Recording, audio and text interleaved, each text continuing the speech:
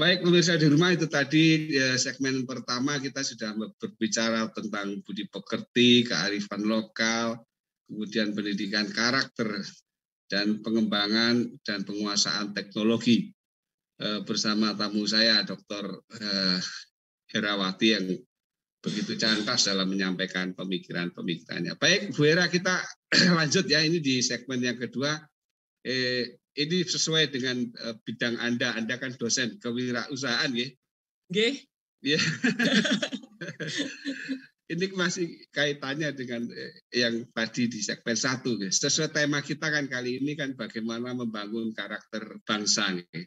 Nah, pendidikan kewirausahaan itu menjadi salah satu upaya pemuda untuk dapat mengembangkan dirinya sesuai minat, bakat, dan potensi untuk menjadi pemuda yang mandiri secara ekonomi.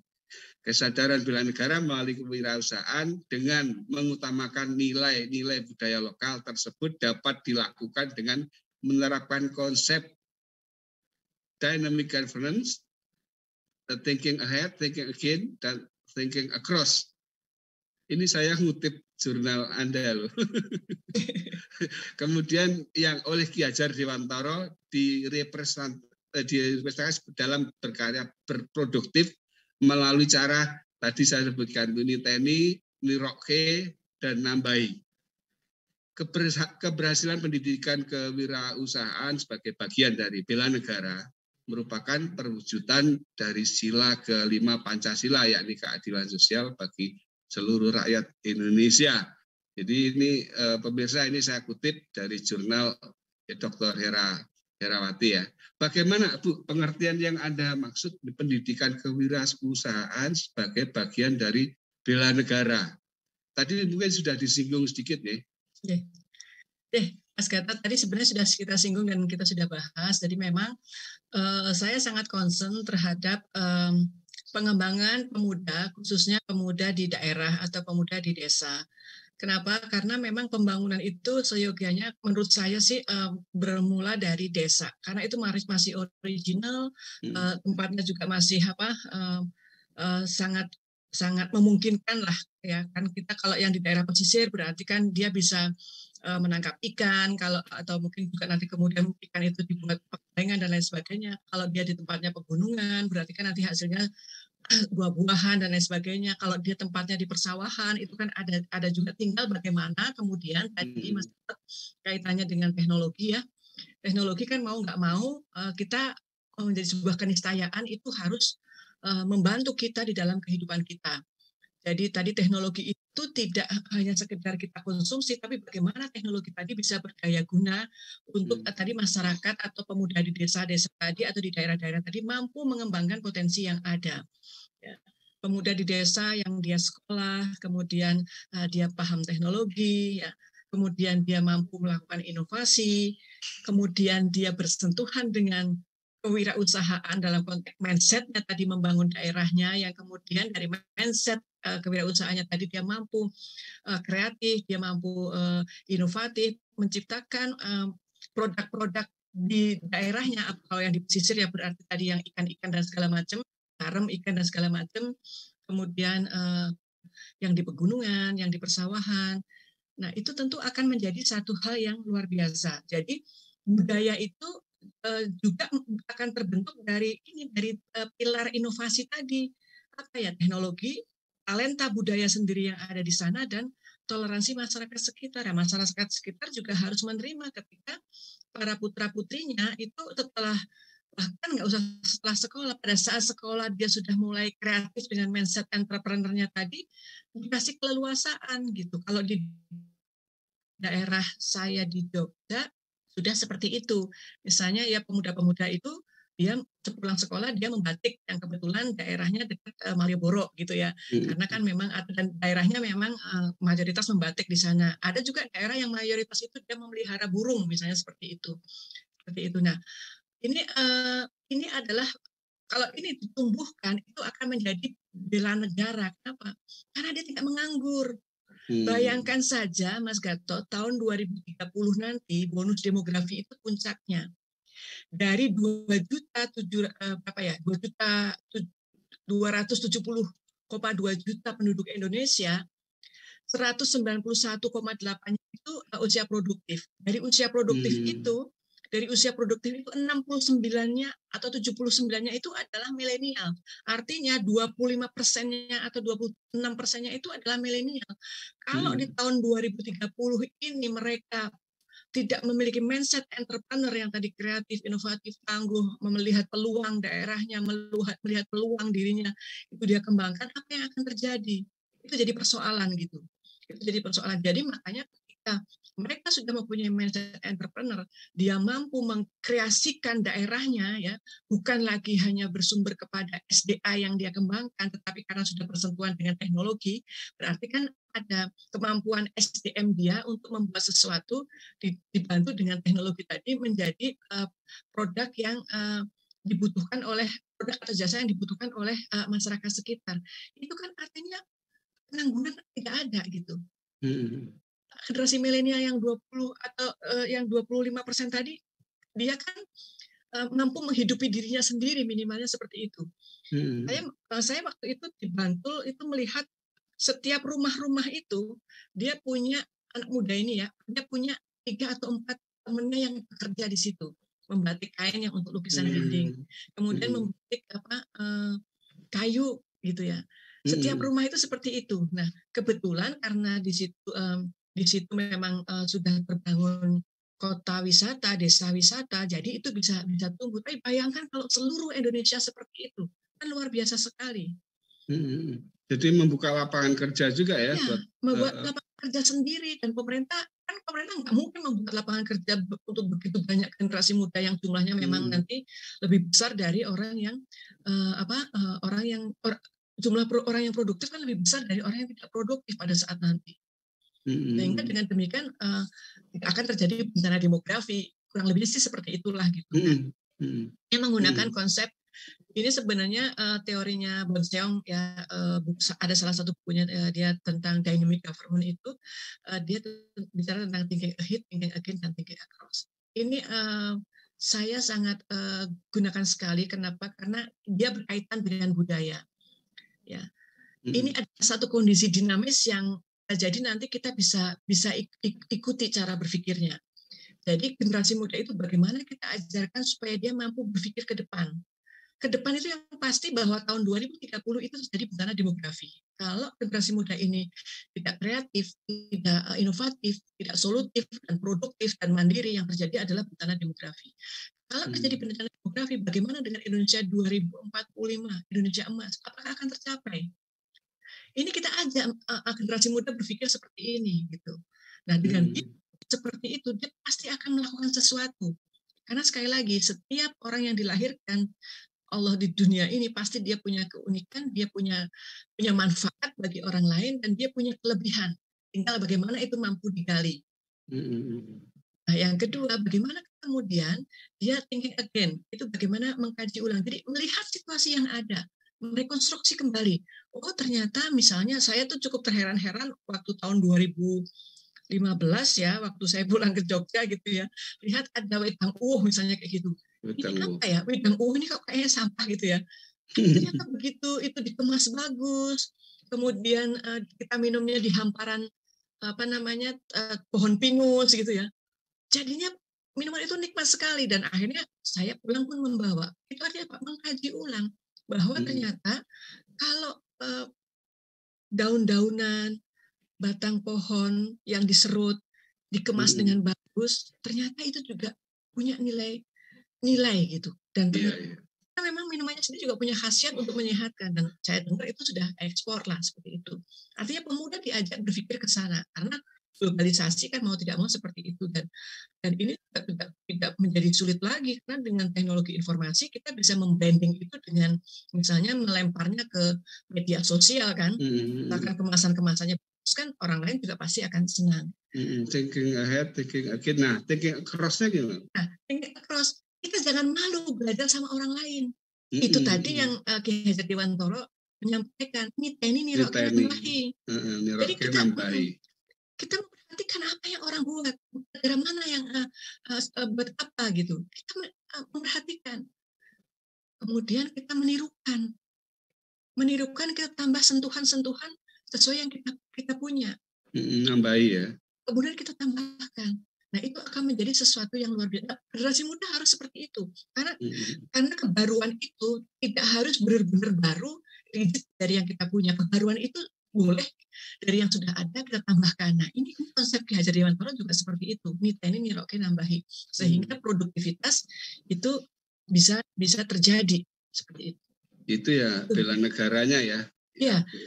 Jadi bela negaranya itu intinya bahwa generasi muda dengan berpikir yang mindset entrepreneur, jadi dia selalu melihat peluang, dia tidak mengeluh tentang dirinya, tapi dia selalu mengkreativitaskan apa yang dia lihat, kemudian hambatan, kekurangan itu menjadi opportunity, menjadi kekuatan, dia ciptakan itu menjadi produknya dia ciptakan itu menjadi kebaruan dia, dan kemudian dia produksikan, dia ajak teman-temannya yang lain. Itulah bela negara pada saat ini menurut saya seperti itu. Konteksnya dalam kesejahteraan generasi muda. Kenapa? Karena dia punya penghasilan sendiri. Dia mampu hidupi diri dia sendiri. Dia bukan menggantungkan diri kepada negara atau dia bukan menggantungkan diri kepada keluarganya. Itu Mas Gatot. Oke, nah setelah pemuda tadi kita sudah berusaha, dan sekarang kita coba bicara tentang kesuksesan atau keberhasilan daripada usaha tadi. Seperti yang kita tahu, ini ada banyak perusahaan startup di Indonesia yang turut menyumbang kemajuan perekonomian Indonesia.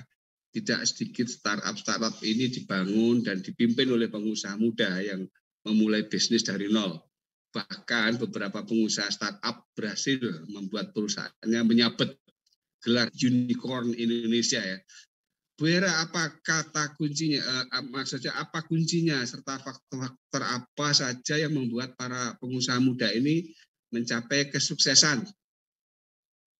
Baik, kalau saya bicara dari sisi seorang dosen ya, Bapak ya, dosen dan juga seorang ibu. Jadi kadang ketika kita mengajar juga ada sentuhan-sentuhan sesuatu yang diberikan kepada mereka. Jadi untuk generasi muda itu saya biasanya menyampaikan bahwa lakukan sesuatu dengan yang kalian suka. Yang kalian suka itu tentu kan ada di dalam diri kalian, bakat kalian, talenta kalian. Lakukan itu dengan suka. Kalau kalian sudah melakukan itu dengan suka, apakah yang kalian lakukan itu menyenangkan buat orang lain? Nah, menyenangkan buat orang lain kalau di teori kewirausahaan itu adalah namanya noble purpose. Hal mulia apa yang bisa kamu lakukan dari apa yang kamu ciptakan itu untuk orang lain. Misalnya saja, saya pernah punya mahasiswa, di daerahnya itu banyak sekali pohon pisang. Akhirnya pisang-pisangnya itu pada busuk, petaninya itu sedih. Dia merenung, dia tanya sama saya, Bu ini saya bagaimana? Saya ingin melakukan sesuatu dengan pisang-pisang yang supaya tidak busuk. Terus saya tanya, hal mulia kamu apa? Saya mau menolong petani, Bu, supaya petani pekebun pisang itu dia tidak rugi gitu. Akhirnya apa? Akhirnya saya dorong dia mengajak ibu-ibu menggerakkan untuk memanen pisang itu dibuat menjadi cake. Yang beli siapa? Minimal yang beli ibu-ibu itu sendiri. Iya. Dalam perkembangannya ternyata kemudian ibu-ibu itu kemudian bersatu ya, di rumah-rumah masing-masing. Si anak mahasiswa saya ini tugasnya hanya satu, akhirnya dia sebagai marketing karena dia menguasai media sosial, dia menguasai marketing digital tools sehingga dia membantu ibu-ibu itu. Standarnya resepnya kan sudah ada dari dia. Nah, itu ibu-ibu. Nah, itu. Jadi ketika bisnis itu berawal dari noble purpose, hal mulia apa yang dia mau lakukan, akhirnya masyarakat sekitar juga berduyun-duyun untuk membantu dia. Itu pertama. Nah, kalau sudah seperti itu, ya, kalau sudah seperti itu untuk pengembangannya seperti apa? Kan tadi dia sudah menemukan permasalahan yang ada di masyarakat. Masyarakatnya permasalahannya tadi banyak pohon pisang yang busuk karena tidak sempat makan pisangnya itu kan, mau direbus, mau di ini kan nggak sempat, akhirnya dia buat cake. Kemudian setelah menemukan permasalahannya, permasalahan tersebut kemudian digali lagi lebih dalam. Oh, ternyata di lingkungan ibu-ibu itu sering ada arisan. Dan begitu ada arisan, ternyata kuenya yang suka dibeli adalah kue yang tidak terlalu manis, misalnya saja seperti itu. Sehingga produknya yang dibuat adalah produk sesuai dengan keinginan dari masyarakat sekitar itu pada waktu itu. Kalau sudah, ternyata oke, sudah berkembang. Kita lihat pesaing kita. Pesaing kita seperti apa? Tapi sekali lagi, saya mengajarkan kepada mahasiswa saya, pesaing itu adalah guru yang paling bagus. Jangan pesaing itu kita benci kemudian kita menjelek-jelekan. Ya, tapi dari pesaing itulah kita belajar. Kenapa dia bisa sukses dengan misalnya adonan yang seperti itu, dia bisa menjual lebih banyak. Dia bisa belajar dari itu. Tapi dengan konsepnya Ki Hajar Dewantara, niteni oke nambahi. Apakah ditambahi adonannya ataukah ditambahi cara kemasannya? Ataukah ditambahi cara promosinya? Nah, itu silahkan. Jadi belajar dari pesaing itu seperti itu. Jangan niteni. Ya, seperti itu. Niteni bahasa Indonesianya. Niroke itu menirukan, niteni itu menandai. Nambahi itu kita adjust dengan sesuatu yang berbeda. Nah, di era teknologi ini kan sesuatu yang berbeda kan banyak. Kayak sekarang misalnya, dulu kalau kita beli makanan gitu ya, kalau dari Jepang makanan kan selalu dibungkus satu-satu. Permen satu, kue satu, ini satu. Nah, sekarang perkembangannya karena mungkin pandemi gitu ya sekarang. Kalau saya beli roti crackers itu sekarang enggak satu full isinya dibuka, tapi satu kotak besar itu isinya ada beberapa bungkus kecil-kecil lagi. Ya itu kan berarti kan diteni kan. Nambahinya apa? Nah, nambahinya kan orang Indonesia itu kan kalau makannya kecil-kecil kan kurang kenyang ya. Jadi satu tempat itu isinya ada 3 Jadi kita bisa membawa satu kotak begitu isinya 3. Itu yang saya amati seperti itu. Kemudian juga misalnya kemasan minuman. Kalau saya sering mengamati kemasan minuman itu banyak sekali berubah. Muncul yang dulu kan 600, muncul yang 100 di bawahnya lagi. Kemudian ada yang tengah-tengah lagi. Nah, itu kan bagian-bagian dari adjust sebenarnya. Adjust dari pesaing ya, adjust dari pesaing sebenarnya seperti itu. Nah, kalau sudah kemudian kita melakukan riset produk dan bisnis. Jadi dari apa yang sudah kita lakukan, kita kembali apakah benar-benar produk kita ini benar-benar diminati oleh orang lain? Diriset lagi, kemudian kita konsepkan lagi. Baru setelah itu nanti kita ciptakan produk yang benar-benar menjadi produk kita. Itu salah satu trik ketika kita mulai bisnisnya kita. Nah, bagaimana kita mempersiapkan memulai bisnis? Membuat tim. Nah, karena saya berangkatnya dari mahasiswa, dari anak muda, timnya itu adalah tadi itu Mas, yang punya noble purpose yang sama, punya hal mulia yang sama. Kalau tadi anak mahasiswa saya yang dia noble purpose-nya ingin membantu petani pisang, jangan bergabung dengan orang yang opportunity. Nggak bakal jadi. Maksudnya cuma hanya keuntungan aja. Keuntungan aja nggak bakal jadi. Harusnya noble purpose-nya juga sama. Jadi meskipun keahliannya berbeda. Bisa jadi si teman mahasiswa saya tadi yang satu si A ini dia memang dia perhatiannya kepada petani, ingin mengolah itu menjadi bahan yang lain supaya tidak busuk dan bisa punya manfaat, bisa punya pemasukan untuk petani. Temannya ini juga punya keinginan yang sama, tetapi mungkin dia keahliannya di marketingnya atau keahliannya mungkin di proses produksinya, tapi noble purpose-nya sama, passion-nya sama. Dianya tentu itu saling menguatkan gitu. Karena kalau mahasiswa atau wirausaha muda kan belum tentu bisa dia gaji orang dengan standar tinggi kan. Pasti itu satu kelompok bersama yang dia memang punya keinginan yang sama, tadi noble purpose yang sama, dengan keahlian yang berbeda, mereka bergabung, jadilah itu bisnisnya dia gitu. Untuk yang wirausaha. Iya. Nah, itu benar. Tadi saya mau menanyakan ini tapi sudah dijawab ini. Menyadari bahwa kemajuan wirausaha muda pemula itu tidak lepas dari peran Anda pembimbingnya ya, sebagai lembaga inkubator, pendamping, coach, mentor dan lain-lain. Ibu Herawati ini salah satu pakarnya. Tadi saya mau nanyakan itu ya, apa saja yang Anda lakukan dalam membimbing para pemula ini gitu ya. Tapi nggak apa-apa ya. Berlanjut karena itu kalau sudah bicara kewirausahaan memang saya sering lupa Mas karena jadi memang itu sudah saya geluti sejak saya SMA sebenarnya.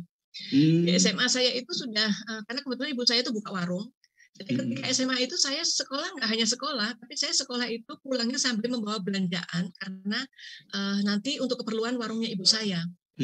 Dan itu berkembang sampai dengan saya kuliah. Saya kuliah juga seperti itu. Jadi saya biaya kuliah, biaya kos itu saya membuat usaha sendiri juga. Dan itu bukan karena saya punya duit, tetapi karena saya mampu mempresentasikan satu konsep bisnis kepada orang yang punya uang gitu ya, sehingga dia mempercayakan untuk saya kelola sampai dengan saya lulus kuliah pada waktu itu kan. Setelah lulus kuliah kan saya pindah ke Jakarta. Jadi seperti itu. Ya, tadi itu caranya saya menemukan teman-teman yang punya pemikiran yang sama gitu ya, dengan keahlian yang berbeda. Kemudian saya temukan lagi pain and gain dari customer. Pain and gain itu apa yang disukai dan apa yang tidak disukai gitu. Kebetulan waktu itu saya membuat kursus komputer pada waktu itu ya. Waktu itu karena memang zaman waktu itu masih sangat langka banget, jadi itu menjadi sesuatu yang sangat diinginkan oleh teman-teman kuliah pada waktu itu, karena ada tugas-tugas yang tidak bisa diselesaikan di rumah, jadi dia kursus dulu di tempat kita gitu.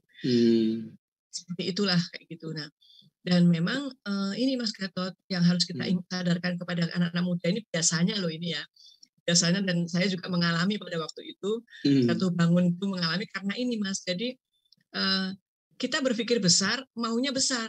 Padahal enggak, kita berpikir besar mulai dari yang kecil. Tetapi kita bergerak dengan cepat. Kuncinya itu. Waktu itu nih saya salah juga waktu itu. Sempat bangkrut juga pada waktu itu. Saya bangun lagi gitu. Jadi kita boleh berpikir besar, ya. Nanti begini, visinya seperti ini seperti ini gitu ya. Tadi kan thinking ahead-nya kan seperti itu, berpikir besar. Tapi kita harus mulainya dari kecil dulu, sesuai dengan kemampuan kita. Baru setelah itu, tapi tidak berhenti, tidak di zona yang kita terus moving fast. Kita harus cepat gitu. Nah, ini menjawab pertanyaan Mas Gatot tadi, Mas, tipsnya itu kalau saya selalu kasihkan ke mahasiswa itu ada 5, Mas. Dari yang saya uraikan tadi, yang pertama itu pilih topik bisnis. Untuk kita harus memilih topik bisnis kita itu dengan benar. Kalau tadi mahasiswa saya dia buat cake pisang. Kalau saya dulu waktu kuliah buat tempat kursus komputer pada waktu itu untuk menyelesaikan program, karena saya dulu kuliah di perminyakan, waktu itu program menghitung cadangan minyak waktu itu. Salah satunya itu sama membuat program robotik pada waktu itu. Karena waktu itu lagi itu jadi diskusi yang luar biasa gitu. Dan ahlinya masih belum banyak pada waktu itu. Dan saya kerjasama sama perguruan tinggi yang memang dosen-dosennya mengajarkan tentang. Tahun berapa itu, Bu? Tahun 96. 95. Kalau di koran-korannya sih ada lah itu. Cuma dulu. Nah itu. Ini seperti curhat juga ini ya, iya, jadi. Tapi menarik itu kan karena dari cerita masa lalu seperti itu kan sebuah motivasi ya. Tapi kalau ditarik ke era sekarang ini, Bu Hera, maaf sih saya potong nanti bisa di. Iya, nggak apa-apa, ini masih sama ini. Ini kalau di era sekarang ini generasi Z ya, Anda mungkin termasuk nggak tahu generasi yang mana ya. Kalau generasi Z ya, itu saya kutip dari halaman Kompas ini adalah generasi yang masih muda dan tidak pernah mengenal kehidupan tanpa teknologi, sehingga terkadang disebut sebagai IGEN ya.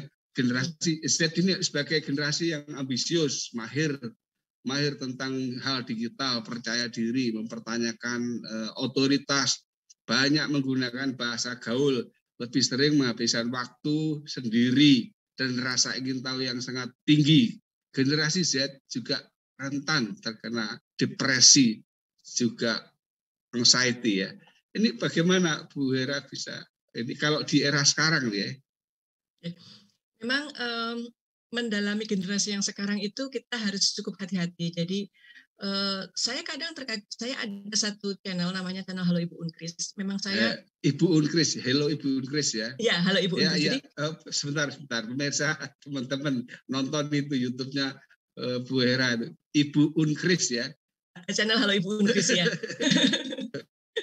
Ya, itu lanjut ya. Ya, itu Mas, itu karena penasarannya saya terhadap fenomena banyak yang terjadi di luar. Jadi kalau saya berkumpul dengan orang-orang tua, maksudnya orang-orang yang sudah usia gitu ya, itu mereka merasa bahwa generasi sekarang, generasi Z itu dia tidak tahu apa-apa gitu.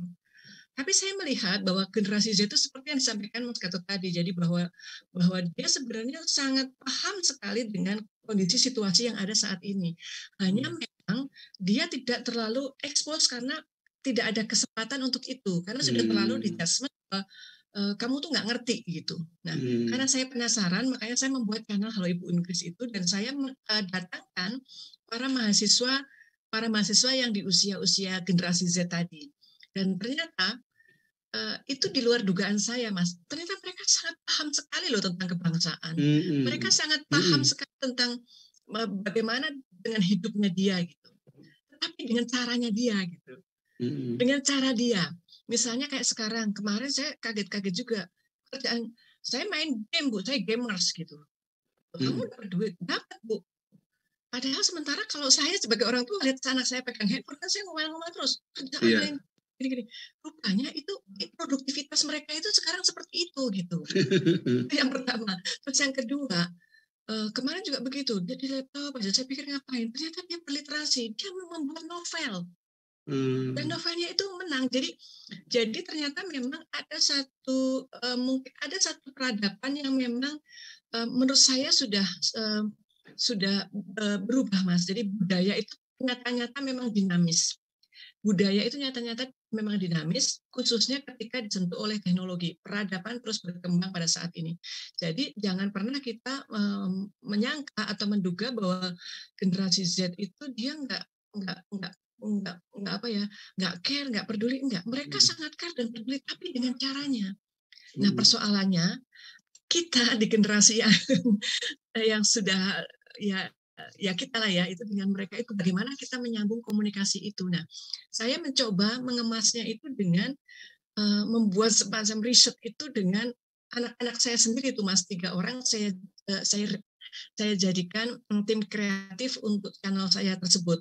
Jadi bagaimana mereka berinteraksi, anak saya yang sudah S2, anak saya S1, dan anak saya yang SMA, itu kan bedanya nggak terlalu jauh. Bagaimana mereka berinteraksi untuk memanfaatkan teknologi itu untuk hidupnya dia gitu. Di situ saya ketemu tadi bahwa jawabannya adalah bahwa kita orang tua jangan perlu mengkhawatirkan apa yang dilakukan oleh anak-anak muda. Tetapi yang kita khawatirkan adalah bagaimana kita tetap mengajarkan etika budaya kita, etika budaya keindonesiaan kita kepada mereka. Tapi kalau etika di dalam teknologi dan lain sebagainya, kita serahkan kepada mereka, kita percayakan kepada mereka. Kalau kita larang, mereka malah melawan. Tapi kalau kita percayakan, mereka akan mendiskusikan. Justru saya itu, Mas, saya itu nggak tahu ya ada games gitu ya, yang sebenarnya itu mengajarkan tentang teroris gitu. Saya nggak tahu, justru dari anak saya tahu. Dan dia bilang, gitu ya. Mah, saya nggak nonton Mah yang ini, karena ini ajakan teroris, kata dia gitu. Saya melarang, jadi dia nggak nyuri-nyuri, justru dia cerita. Kalau yang ini seperti ini, kalau yang ini seperti ini, kalau yang ini seperti ini. Dan ternyata teknologi itu juga dia pakai untuk belajar dia. Misalnya kayak anak saya nomor 3, dia mengembangkan dirinya belajar bahasa Inggris dari YouTube yang dia dengarkan, karena dia suka basket. Jadi dari YouTube basket itu dia mengembangkan dirinya. Nah, budaya itu ternyata sudah seperti itu.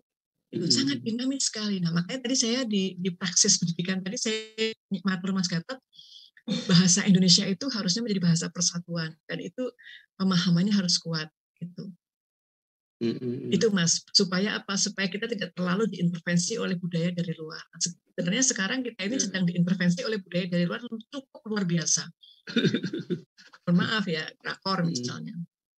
Itu kan sudah luar biasa, itu masuk ke sendi-sendi budaya dan nilai-nilai kita di generasi muda. Infiltrasi ya. Infiltrasinya luar biasa. Luar biasa itu, Mas. Bu Hera, ini ada yang menarik di live chat YouTube ini, Tino Yulianto. Ya. Cocok Mbak Hera, teknologi dan inovasi juga pernah disampaikan oleh Insinyur Alfiantono pada episode sebelumnya. Jadi sebelum ini kita pernah membicarakan mengenai ini dengan Pak Alfiantono. Nanti bisa dibuka di YouTube-nya Presiden Center ini, kita ada Pak Alfiantono. Kolaborasi pemikiran. Ya. Jadi Bu Hera melengkapi sekali apa yang disampaikan Pak Tino Yulianto ini. Kemudian ini ada ini tetangga Bu Hera ini di Jogja ini, tapi Bu Hera di Jakarta ya. Pak Susetyo Widyasmoro ini. Okay, Pak Susetyo. Perlu pemimpin di semua tingkatan yang inovatif dan kreatif, yang mampu mengidentifikasi potensi masyarakat, memiliki komitmen tinggi, yang mampu menggerakkan dan memajukan perekonomian masyarakat. Beliau orang dulu Diknas itu. Namanya juga hampir sama loh, Susetyo. Iya. Oh, sama ya. Ya, saya setuju sekali dengan Pak Susetyo. Jadi memang kreativitas dan inovasi itu ranahnya memang tidak hanya pada produksi produk saja, tapi kreativitas dan inovasi itu juga bisa masuk ranahnya kepada para ASN, kemudian para birokrat, seperti itu. Karena kalau tidak seperti itu, ya tadi saya sampaikan, kita akan tergilas oleh kondisi, karena teknologi kan memang sudah menjadi alatnya kita di revolusi 5.0 ini, 4.0 ini. Teknologi itu sudah menjadi satu keseharian alat untuk membuat kita itu lebih efektif, efisien, dan bahkan lebih sejahtera gitu. Seperti itu, Mas.